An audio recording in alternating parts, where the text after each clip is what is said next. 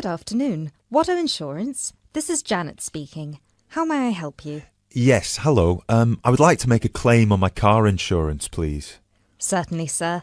First of all, I'd like to inform you that all of our calls are recorded for monitoring and training purposes. Is that okay? That's okay. Could you please tell me your full name? Sure, it's Mr. Bennett Fisher. Okay, sorry, how do you spell your surname?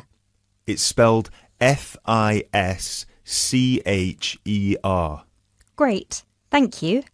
I see that you have taken out a third-party fire and theft premium with us on a 2013 light blue Volkswagen Passat. Is that okay? Yes, well, almost. The colour is not light blue, it's light green. Okay, thank you for updating your information with us. What is the nature of your claim with us today? Last weekend, I had driven up to York on business and left my car in a monitored car park. However, it was only monitored until 8 p.m, and I did not return to collect it until 9:30 p.m, after which no car park staff were present. When I arrived at the car park, my car wasn't there. It must have been stolen. I see. Were there any valuable items left in your car which could have been seen from outside? Well, I had recently bought quite an expensive radio for my car, but the front panel is detachable, and I always stow it in my glove compartment. So, no, there wouldn't have been anything valuable on display. Okay, Mr. Fisher. Thank you for that information. I'm going to send you some forms through the mail for you to fill in. Before I can do that, I need to ask you a couple more questions. Is that okay? Of course.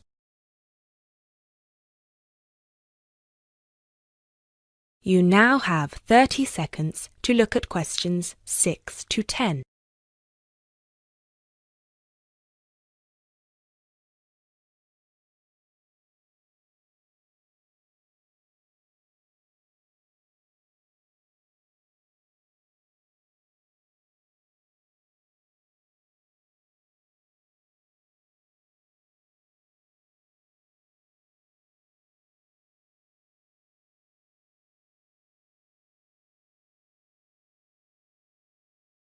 Thanks, Mr. Fisher. First of all, could you let me know your policy number, please? Of course. I have it right here. It's G34C245. G34C245. Thanks. And the type of claim? Shall we say stolen car? Yes, the car was definitely stolen. I reported it to the police immediately. I actually have the report number here if that's of any use. No, not right now. But keep hold of that as we will need to see a copy of the police report eventually. Which police station did you report the offence at? York Police Station. Was it your first time in York? No, but it was the first time I'd driven there. I usually take the train. Were you aware that the car park was only manned until 8 p.m? No, I was not aware of that. Were there any signs put up on the premises that informed car owners of the risks of leaving their cars after normal operating hours? Yes, but they said the car park was going to be guarded until 10 p.m, at which point the entrance is barred so no cars can come in or out. Was any reason given for that sudden change? The police informed me that the staff on duty that night had left on an urgent call.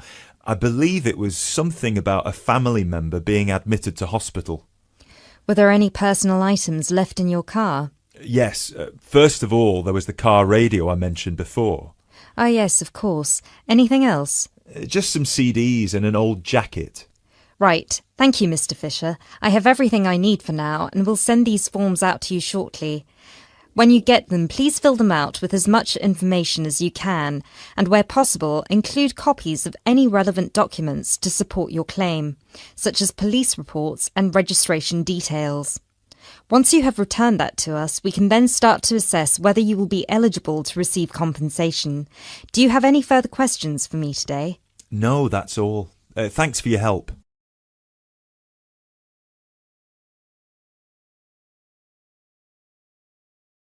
That is the end of part 1.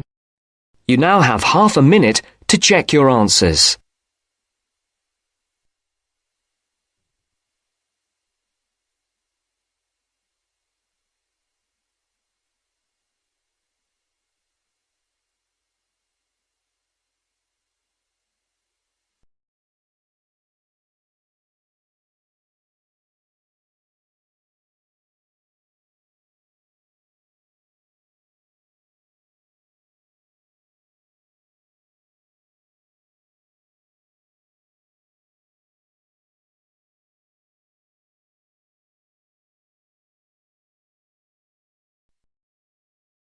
Now turns to Part 2.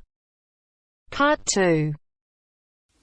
You will hear a recorded message giving information about an area where tourists can visit to taste local food. First, you will have some time to look at questions 11 to 13.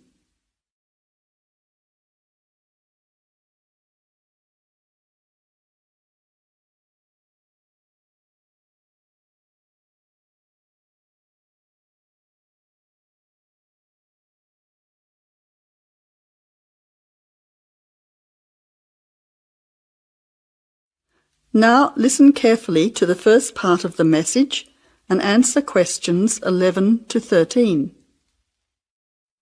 Welcome to the tourist information line for the Valley Food Trail. Here you will find many local food products for you to sample and buy. It is possible for you to spend as much or as little time as you want, but I suggest that you allow a full day for touring this area. Of course, there are many half-day tours available for those of you short on time. Now, it's quite a large area and stretches from Brookville to Ford Hill. For those of you unfamiliar with the area, that means that it is 10 kilometres to 35 kilometres from the city centre, or by car 15 minutes to the closest point, continuing to 55 minutes at its furthest point from the CBD. Of course, apart from food, there are many other places of interest in this area, including cafes and restaurants and galleries and studios. But I wouldn't recommend you go here to see parks and gardens. The other information lines will give you specific information related to these particular attractions. Before the final part of the message, you now have 20 seconds to look at questions 14 to 20.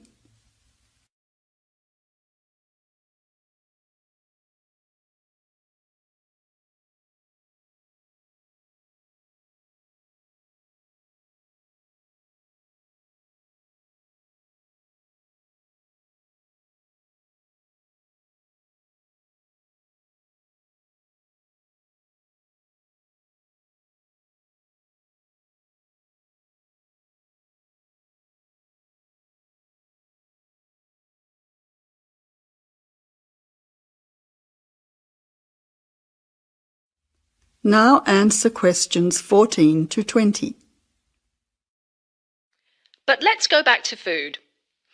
If we begin in Brookville and head north towards Upper Valley in a clockwise direction, passing West Valley on West Road, we cross over Coast Road to come to our first place of interest, Magic Coffee. This is not to be confused with the Coffee House, situated opposite on the other side of the valley on the railway line. Magic Coffee is next to the Chocolate Company, which is on the corner.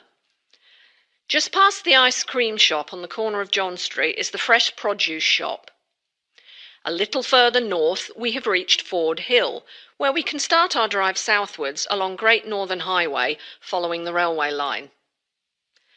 First, we come to the organic market near the corner of Memorial Avenue, and then to Olive Farm opposite Olive Road. Just before we come to the next street crossing, we see the Honey Pot, which is practically opposite the coffee house. There is another chocolate company which sells nougat as well, just nearby.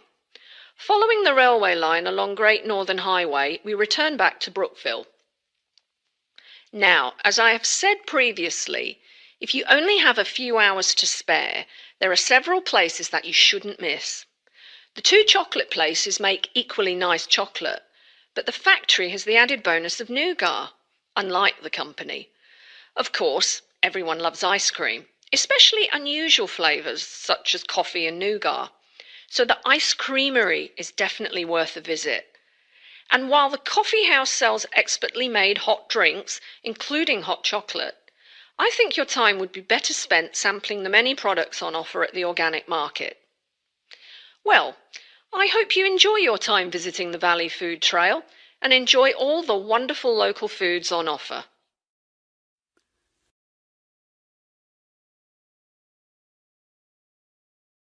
That is the end of Part 2. You now have half a minute to check your answers.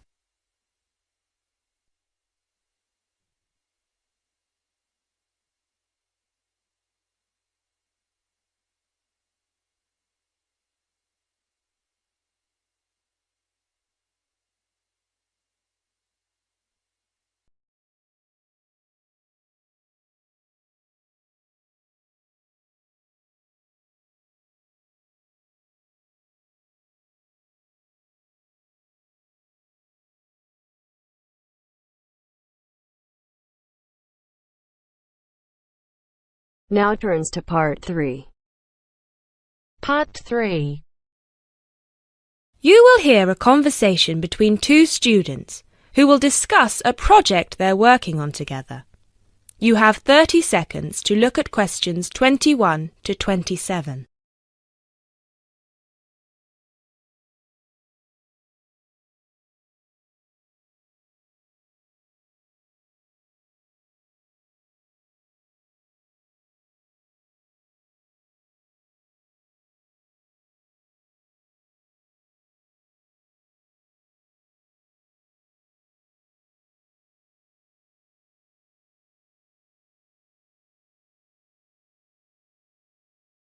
Hey Jess, glad you could make it. We've got a lot to discuss. Hi, Matt. Yes, sorry I'm a bit late. I did bring all my notes with me. Yes, me too. Where shall we start? Well, I think it would be a good idea to clarify our objectives just one more time. Yes, good idea. Okay, here we are.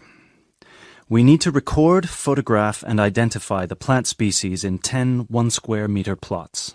Does it say anything about where these plots should be and how they should be laid out? Ah, here it is.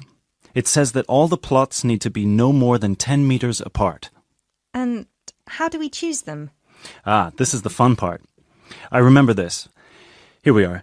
Make a 1-meter square frame using bamboo sticks available from the department stores. Yes, we've already done that. I know, I'm just reading the whole section. Okay. One person stands roughly in the middle of the chosen area and throws the frame. The other person uses a tape to mark out the square where the frame landed and returns frame to thrower. The thrower then turns a few degrees on the spot and throws again. The thrower must turn slightly after each throw and vary the force of the throw until after the 10th throw they are pointing in almost the same direction as the first. That sounds a bit complicated. That's only because it's all in writing. It's just a simple throw, turn, throw, turn, throw, turn until we have 10 squares. And I guess you want to do the throwing. Well, if you don't mind. I'm sure you'll be more accurate at marking the squares. Yes, I am sure I am, and I'm sure you've got a stronger throwing arm.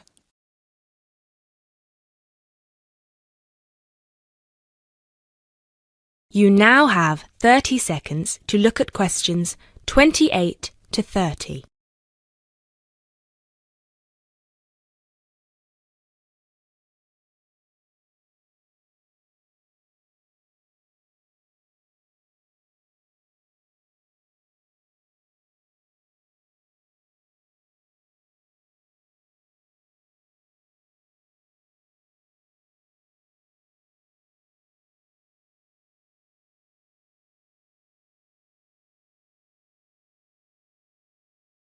Okay, good. We've got that sorted.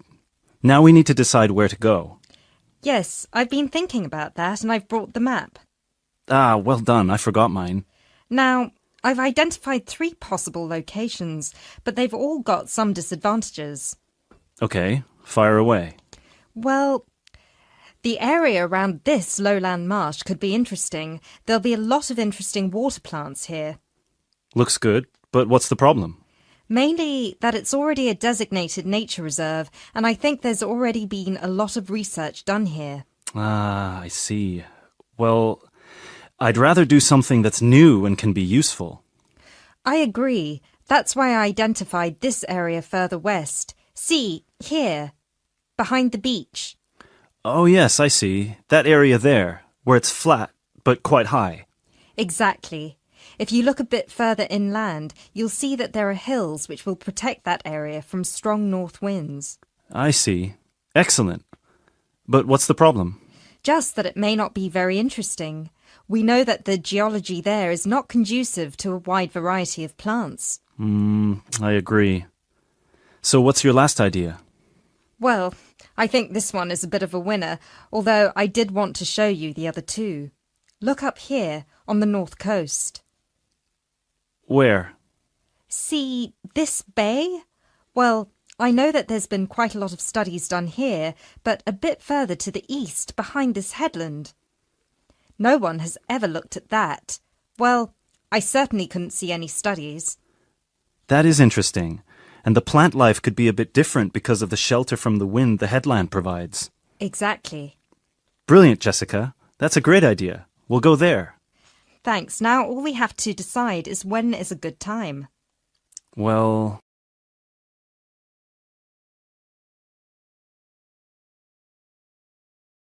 That is the end of part 3.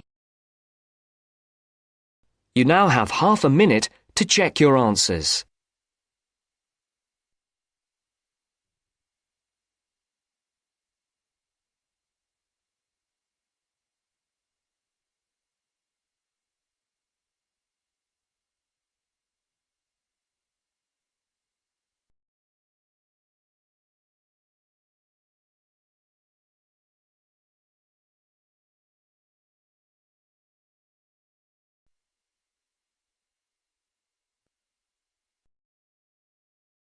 Now turns to part 4. Part 4. You will hear part of a lecture on the current and future use of mobile phones. You now have 30 seconds to read questions 31 to 35.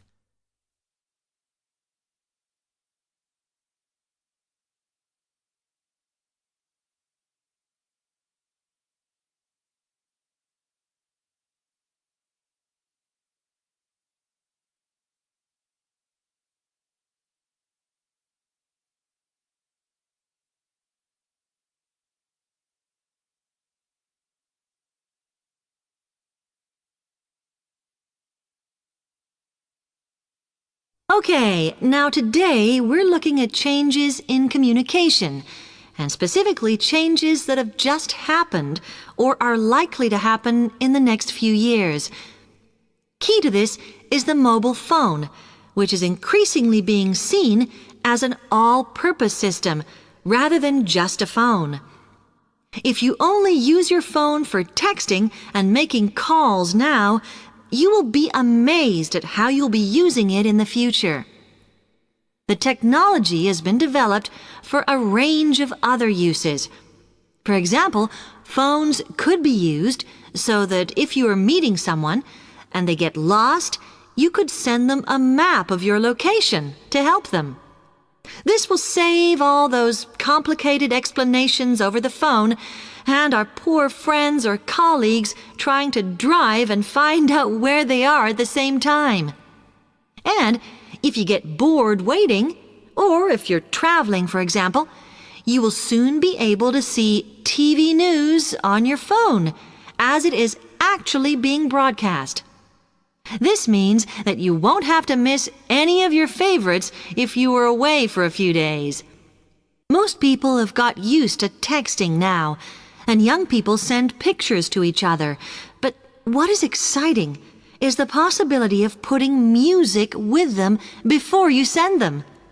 And it's not all frivolous. Phones are going to become even more critical in business and education. Some recent developments have a highly practical usage. So, for example, as lecturers, we will be able to send everybody a text to let them know if lectures have been cancelled. And the new phones could have a further use in education, as well as business, as they will enable us to go to any destination, such as when we are doing a field trip, for instance, and from there to send data directly to a computer so that we can access it when we get home. This means we will no longer be limited by what the phone can store. You now have 30 seconds to read questions 36 to 40.